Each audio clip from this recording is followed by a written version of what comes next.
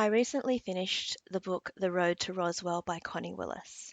I read it with my eyes and also listened to the audiobook, which is how I consume most of my books these days.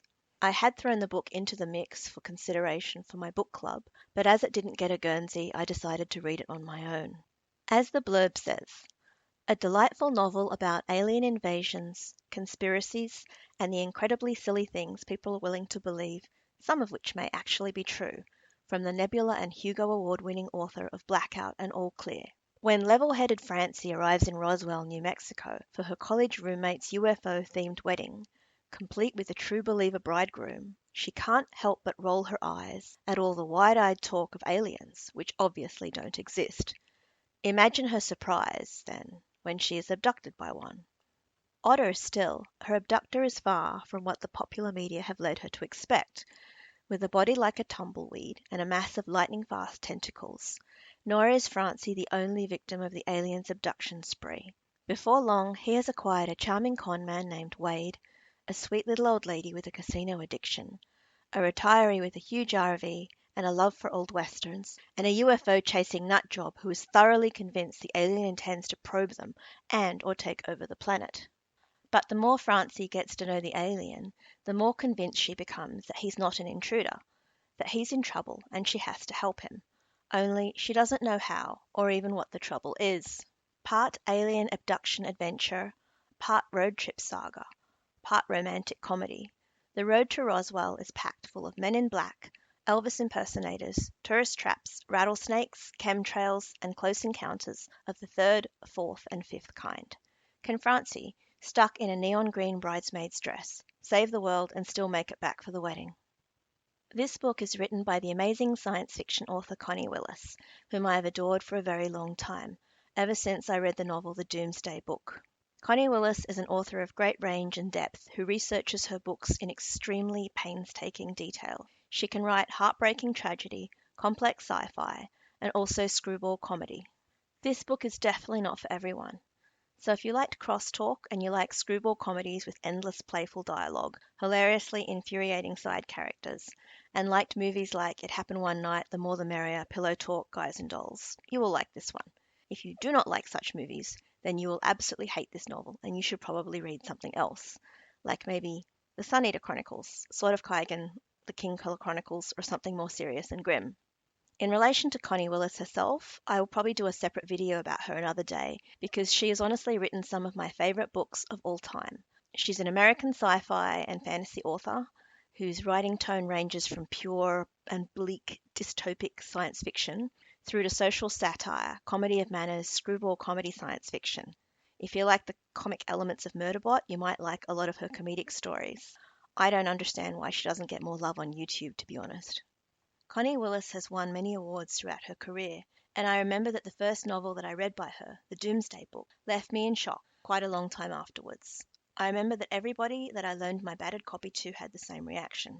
That novel has some extremely heartbreaking moments in it, but it also has lightness and comedy, and from that novel I discovered quite a few of her other novels. A lot of her stories, whether long-form novels or short story, are modelled on the old screwball comedy movies that were in vogue from the 30s through the 50s. Screwball comedies essentially parody traditional love stories or even romantic comedies, even though people frequently mix up screwball comedies with romantic comedy. The screwball comedy is far less earnest and angsty than a romantic comedy. They are also slightly different to slapstick. For instance, although I love screwball comedies, I usually strongly dislike slapstick and its modern variations. Another element of the screwball comedy is fast-paced, overlapping repartee, farcical situations, escapist themes, a battle of the sexes, with variations of the enemies to lovers trope, disguise and masquerade, and plot lines including courtship and marriage, frequently marriages forced by circumstance or misunderstanding in a comedy of errors type scenario. As I mentioned, this book is definitely not for everyone, and although I find Connie Willis's dialogue incredibly entertaining and I enjoyed this book, I already know that many may hate it, and in fact, if you look on Goodreads, many did hate it. The screwball comedy was born during the Great Depression due to a demand for escapism. At the time, the Hays Code also enforced strict censorship on films, and filmmakers resorted to addressing prohibited risque elements in a more roundabout way. For instance, the fast-paced repartee and verbal sparring between the sexes is a stand-in for physical and sexual tension. The screwball comedy has been described by some as a sex comedy without the sex. Part of the reason I love them so much is that I'm a big fan of the fade to black. Connie Willis writes a lot of romance in her stories, but it is never smutty or explicit.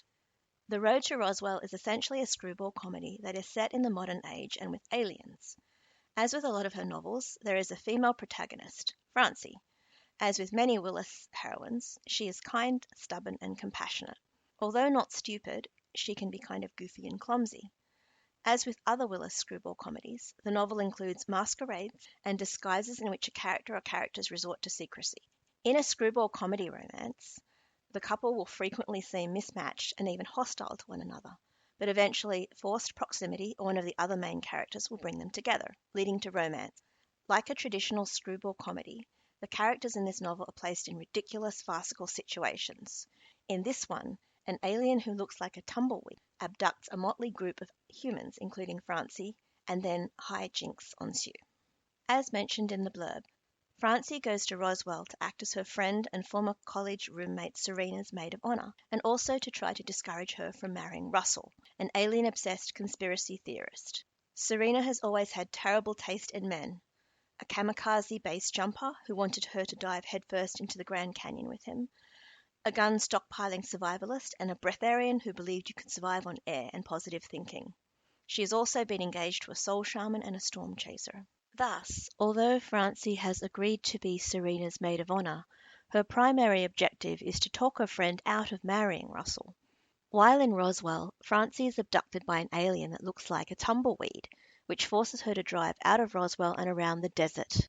Although the alien is unable to communicate verbally, it becomes clear to Francie that the alien is on some kind of mission, leading him to abduct anyone who sees him. Accordingly, we end up with the classic troupe of disparate characters for what becomes a road trip through the American desert.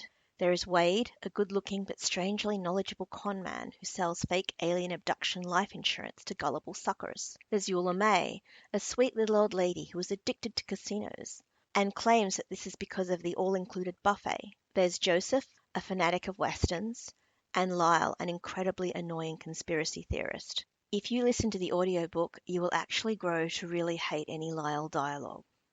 Lyle believes that aliens abduct people to probe them, impregnate them with alien-human hybrids. He's convinced that the government is working with the aliens and the aliens can read minds and they want to take over the planet. You get the gist of what Lyle's all about. I want to get some of the shortcomings of the story out of the way. Sometimes Willis can be a bit repetitive. The character of Lyle does get very repetitive with his conspiracy theories. Secondly, Willis overdoes a joke or a verbal quip sometimes. For instance, the "it's not an RV, it's a Western trail wagon" line is repeated quite a few times. Sometimes the ditziness of Francie, the main female character, is a bit too much, even though it is entirely in keeping with the screwball comedy tradition. My other criticism is that the book cover is so ugly. I don't even know what the publisher was thinking. Some of Connie Willis's other covers are absolutely exquisite, hauntingly beautiful, in fact. And then we have this cover, which I honestly would never have picked up were it not a Connie Willis novel. The voicing of Lyle in the audiobook is also incredibly annoying.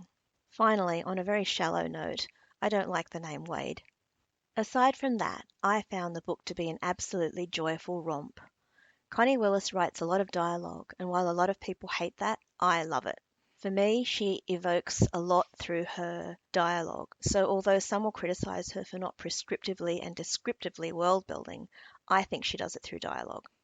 I had very clear images in my head of this ragtag motley group of people traveling around the desert on what seemed like a wild goose chase. Finishing this book has made me want to go back and reread not only this book, but also Crosstalk, the Doomsday Book, Blackout, and All Clear, which is really not something that I can do given that I have a to-be-read pile that is absolutely massive, as well as a book club book to start and finish in 2 weeks. Anyway, that's my review of The Road to Roswell. If you like this sort of book, you will love it.